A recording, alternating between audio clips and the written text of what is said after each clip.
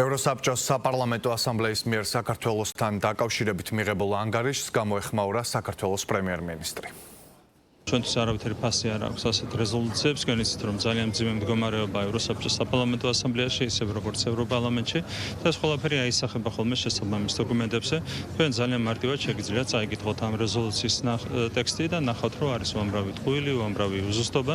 თავი რო დავანებობთ იმას, რომ არის აბსოლუტურად პოლიტიკურად მიგერძოებული თავის შინაარსით ეს დოკუმენტი. ხომ არავითარი ფასი არ აქვს ასეთ დოკუმენტებს ჩვენი ქვეყნისთვის, არავითარი ფასი არ აქვს ქართული საზოგადოებისთვის, ქართულმა საზოგადოებამ ძალიან კარგად ისწავლა ასეთი დოკუმენტების შეფასება, იცის ძალიან კარგად რა დგას ამ ყველაფრის უკან ქართულმა საზოგადოებამ.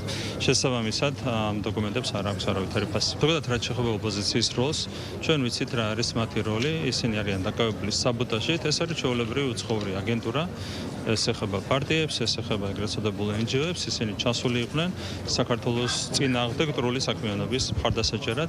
ეს აჩვენებს რა თქმა უნდა მათ ბუნებას, ისინი პასუხისმგებლობას იზიარებენ რა თქმა უნდა იმ სამარცხენო დოკუმენტზე, რომელიც დამტკიცდა ევროსაბჭოს საპარლამენტო ასამბლეაში. ტრაგიკული მოვლენაა.